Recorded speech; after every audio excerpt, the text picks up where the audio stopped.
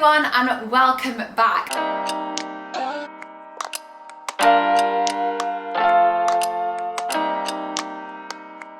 I feel like we are very up close and personal today. The camera is literally just like so close to me. It feels very weird. But today we are going to be talking about abs. Now this is a question I get asked a lot about, especially at the moment, and I think it's because I've been through a bit of like a fat loss journey, I guess, over lockdown, and I did actually make a video on it. It was my last video that I did.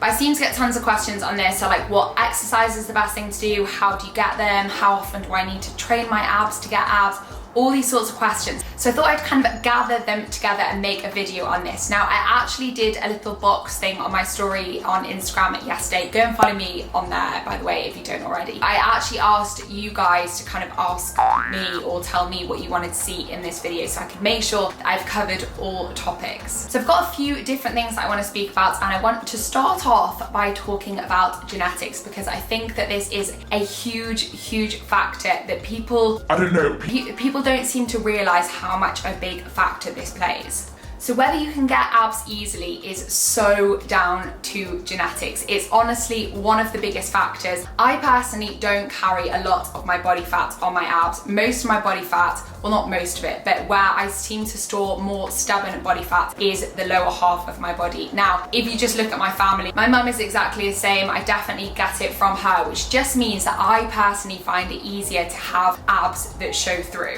Now, this doesn't mean that you can't get abs, but for some people to get abs, you will need to be in kind of a dangerously low body fat. So I think you probably know where you personally store fat, and I have some friends that will store more fat on their stomach or more fat on their arms, more fat on their legs. Some people store more fat on their back even, and it really is down to genetics. So you're always going to find that you have an area that you have more stubborn fat. The other thing to note, and I'm sure a lot of you will or should know this by now, is that you can't spot reduce fat. You can't choose where you lose fat. That's not to say you won't eventually lose fat on your stomach area, which will make your abs show through, but like I said, for some people you would need to be at a dangerously low body fat to get there. There's not really such thing as a workout that is going to reduce the fat from your abs. Your body will naturally choose where it reduces fat. I do see quite a lot of workouts all over social media that are sort of, you know, leg fat reducing workouts and things, but you actually unfortunately can't choose where you lose it from. The other thing that I really wanted to touch on is just trying to love yourself for who you are and what you look like without focusing too much on what you don't have. We all have things that we like about ourselves, whether or not you find it more difficult to find them or to appreciate them, and having abs is really not the be all and end all. You might really idolize someone who has great abs, but they also might idolize you for having lovely hair or lovely legs, or, you know, there are all sorts of things. But also, as much as it sounds super cringy, it's definitely what's on the inside that really counts. So yeah, try not to get too downhearted if you're just not someone who has genetics that let you see your abs easily. You're going to have tons of other things about your body and about your personality that are amazing. The next thing I wanted to talk about is how to get abs. So having abs is pretty much just having less fat on your stomach so that your abs show through. Abs are a muscle, so they are there somewhere. Everybody has abs, but to make them more defined, you basically just need to have less fat on your stomach. To lose fat, you need to be in a calorie deficit. So that is pretty much calories in versus calories out. You need to literally just tip the scale. So you either need to be eating less or burning more calories through exercise than you are consuming. But like I said before, for some people you can be in a great period of fat loss, lose lots of fat and still not have abs. So like I said, just try not to be too hung up on it. But yeah, pretty much it's down to having a low amount of body fat on that area. So that leads me nicely onto my next point, which is about diet. So from personal experience, I have been really sporty my whole life. When I was younger, and especially when I was around 17, 18, just before I went to university, I was training loads and loads. I am a squash player. That used to be pretty much everything that I did.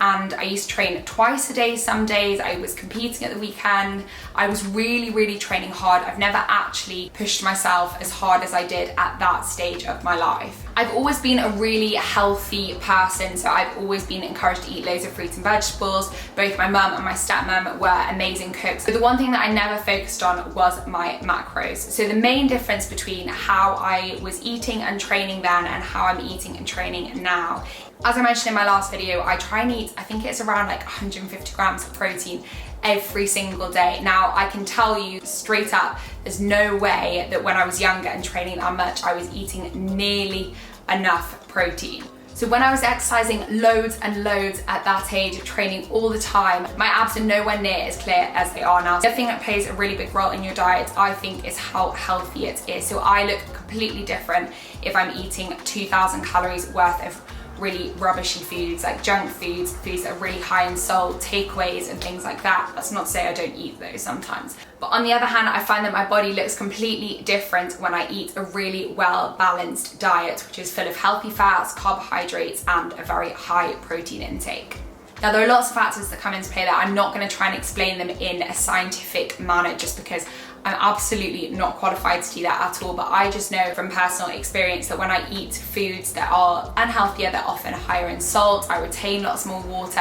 I've actually done 2 videos before on bloating. It's something I've really suffered from over the years. I've actually suffered from bloating since I was about 15, so I feel like I know a lot about it just from personal experience. Now, even if you're only eating 2,000 calories and you know you could lose fat with 2,000 calories, those foods will not make you look the same as these foods, and that is partly because they make you retain water. Now, I know over the past few days it's been Elliot's birthday and I've eaten loads of cake and sweets and I don't know, just sugary, salty foods, and I look completely different to how I did last week, and that's mainly because I'm really bloated. Now, for me, what happens when I'm bloated is my stomach expands a bit more. You then can't see your abs. So imagine if you're eating those kind of foods every day, even if you're eating 2,000 calories worth, which you know should make you lose fat, there's still a chance that you're not going to see your abs because of water retention. I'm not going to go into loads of detail about water retention, but it just makes me personally look a bit more blobby. I don't look very defined, I look a bit more soft. Yeah, you can't see any muscle definition.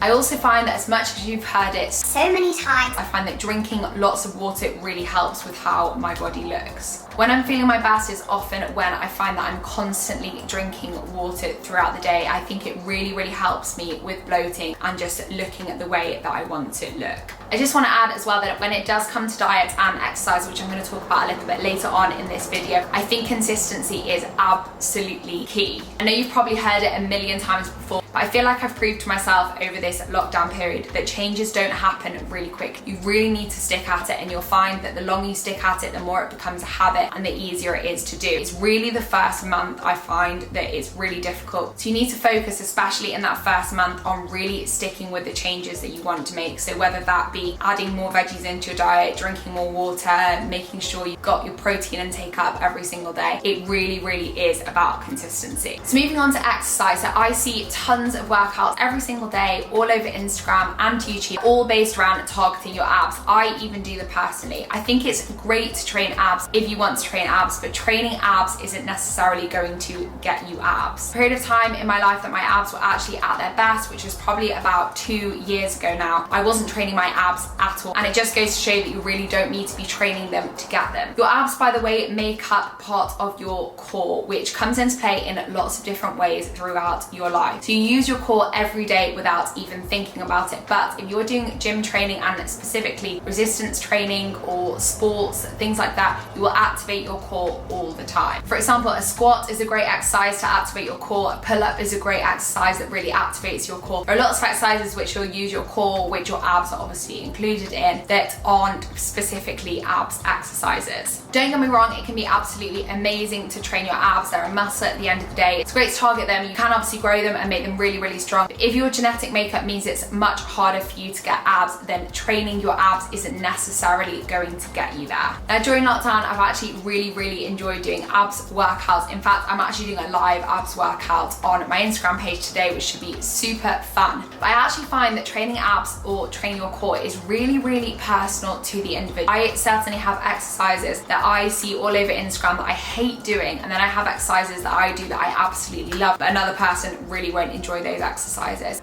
I think that for every body part that you might train, you have exercises that you can really feel targets the area very well, which won't necessarily be the same for every individual. When I asked your input into what you wanted to see in this video, one of the things that came up loads was why you are feeling lower back pain and why you're feeling neck pain when you train. Now, I actually dropped my auntie a WhatsApp this morning and asked her if she'd like to be involved in today's video. She's a physiotherapist. She also lectures in physiotherapy. She's absolutely fabulous, and I thought she would actually be best to answer these questions. So in a minute, we're about to FaceTime her and get some proper answers on this topic. I know lots of people have issues with feeling pain in the wrong area when you are training your abs. Making sure you are performing exercises correctly is obviously super important, but also you want to know how to do them right so you can properly progress in that area. So we have got my lovely auntie Tori all the way from Scotland today. How are you doing? I am really good, thank you. Yes. Good. Was she not enjoying the lockdown stuff? Oh no. Teaching physio in this time is really tough. So Auntie Tori, would you want to explain what you do? So I am a physiotherapist by trade. That was my first and my primary degree, but I've ended up now teaching physio. So I'm a lecturer in physio, and in fact I'm the course lead for the Masters of Physiotherapy program at the Robert Gordon University in Aberdeen. Woo, great. Well, you're very qualified to answer some of my followers' lovely questions. But basically, we've just got two main questions. One is going to kind of be the focus of this, and that is, why do we feel lower back pain quite often when trying to train our abs? Okay, so a fairly common complaint, and we get a lot of patients coming to us saying, my back really hurts whenever I do abdominal exercises. The main reason for that is that one of the key muscle groups that attaches to the front part of your lower spine, your lumbar spine, are your hip flexors, or a muscle called psoas major, yes. Ilium psoas if you want the full technical term for it. But that muscle is one of the key muscles that flexes your hips and brings your knees up towards your tummy. And what we often find is that people, when they're trying to do abdominal exercises, particularly if they sort of hook their feet under something, yes, they start recruiting that muscle and use that almost instead of their abdominals in order to create that sit-up effect. Because that muscle attaches directly onto the spine, it has a tendency to pull the spine into a little bit more flexion. So what you'll probably advise them is to very much engage that core, or to try and keep that lumbar spine flat and stabilized while they're doing their exercise. And what that does, I guess, is reduce the impact of the engagement of that hip flexor muscle instead. Yes, because I always find that exercises that people complain about are the ones where you'll be lying on the floor and then you've got that arch in your spine. And I always say, because I don't know how to explain it sort of in the technical way, you know, you need to tilt your pelvis. And I actually spent quite a long time last year practicing that,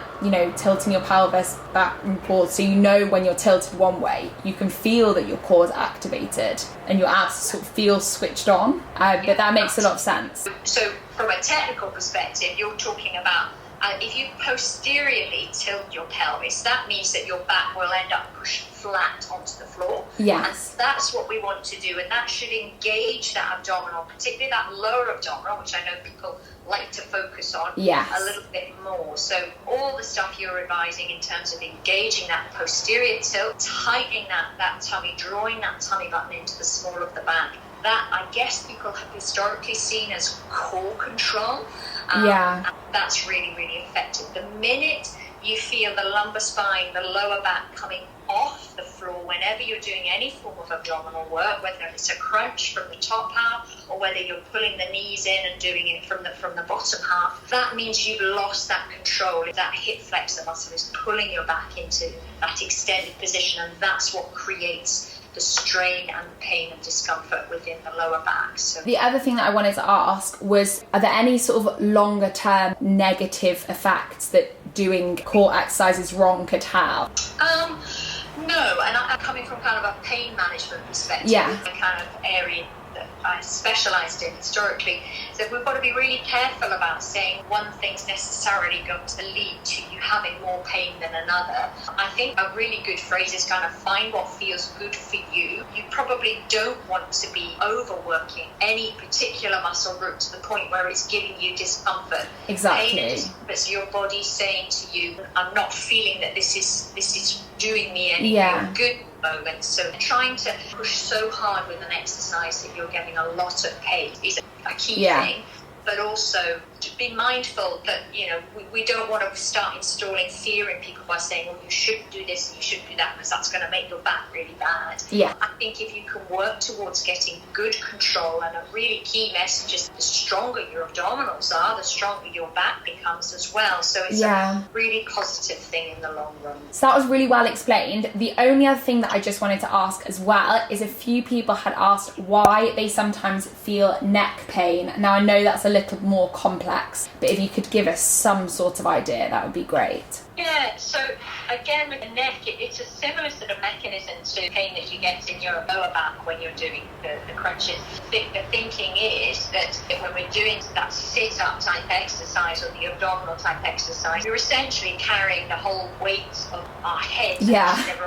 Heavy within a specific muscle with the wrong sort of levers, to be honest, in order to hold us in that right position. You'll be advising your people to very much look towards keeping that imaginary piece of fruit, that orange or that apple in there. And that's important because a bit like how we gain kind of that nice neutral position for the lower back, that keeping the piece of fruit in here as opposed to crunching or letting the head drop back always maintains that kind of nice neutral position in the cervical spine and the neck as well. So that's really important. Now, in the same way as we think about core for our lower back, we want to think about getting core control for our neck, and it's something that's not talked about as much. But we can very much engage our core neck muscles, which are our deep neck flexors, which attach at each level with the cervical spine. We can engage those by maintaining that piece of fruit in there. So it's that almost that I go sideways on. It's that gentle neck retraction type exercise. So we're not going like this, and we're not going like this. We're just lengthening that spine, getting that neutral position, and engaging those deep neck flexors. So if you can engage those and work towards that neutral spine, you should find you get progressively less and less pain. But there's no simple way, in the same way as there isn't for the lower back. It's not going to magically make that pain go away. The only way that's going to happen is as you progressively strengthen and build those muscles with time. Exactly. And I was speaking previously in this video about how not all exercises are going to work for every person as well. You know when an exercise is really uncomfortable for you, and just choosing exercises that you feel the activation in as well. Absolutely. And I think, you know, certainly working on that nice neutral position so you're not stressing the joints and compressing those in any way will be really, really effective. But be confident that actually any work you're doing is all working to a positive gain. Progression. So, you know, the more sort of strength you do, even if it involves a little bit of support initially so you're not getting so much discomfort, but progressively work towards strengthening those muscles, and you should find that you get less discomfort long term, and it's all a positive thing. Well, that was so helpful. I feel like you should have your own YouTube channel here where you can debunk. Well, we're working on it. Exactly. That was great. Super helpful. Thank you for taking the time out of your day. I know you're doing your university student interviews today. Yes. So I don't look like a physio at the moment, but... Oh no, that's okay. You look very smart anyway. Well, thank you so much, and I'm sure we'll get you on the channel again at some point. Absolutely. No, we need a bit of physio advice. I'm here. Here she is. Thanks, Annie. Bye. Okay. So thank you to my lovely Auntie Tori for hopping in there. I hope that kind of answers some of your questions and you found it helpful. But going back to what I was saying before, there aren't necessarily right and wrong exercises or more effective or less effective exercises to do as long as you are performing them correctly. Now you can kind of split your abs into sections. So you have your obliques, which are kind of your outer abs on the sides. People often call them sort of the love handles. And then you do have kind of your upper and your lower ab, and different exercises do target different things. So if I'm gonna go about training abs, what I tend to do, and this is completely personal preference, is choose around 3 to 4 exercises, and I will put them into a mini circuit and perform that sort of 2, 3 or 4 times. It really depends on what kind of workout I'm doing that day, whether I'm incorporating it into the workout, or whether I'm doing it as a little circuit at the end of the workout. And what I'll do is try and make sure that those exercises I know are targeting all of my abs together. So I might have one that targets more of my obliques, and then one that's more upper abs, one that's more lower abs. But it is really important to educate yourself on what muscles the exercise you're going to do is targeting. And I actually think that really applies to everything you're training in the gym. Before I qualified as a PT, to be quite honest with you, I was going to the gym and I knew that I was training sort of upper body or training lower body or my core, but I didn't really understand where each exercise was targeting. I have found that educating myself on this has meant that my form has improved. Yeah, it's like a much greater understanding of what an exercise is going to do for your body. It also helps you to create your own programs, your own workouts, and make sure you're training each muscle group evenly. So as I said, when it comes to training abs, I try and pick sort of one that's going to target each area and put it together into a mini circuit. That's not necessarily what you need to do, but I find that really works for me. So what I thought I'd do now is show you a few of my favorite exercises that target each area. I could honestly show you tons of core or abs exercises that I really love that target these areas. But I'm going to try and stick to 1 or 2. I do have loads of core exercises for targeting all the different areas of your abs on my Instagram page, so do head over there if you want specific abs exercises. But for now, let's get into a few of my favorites.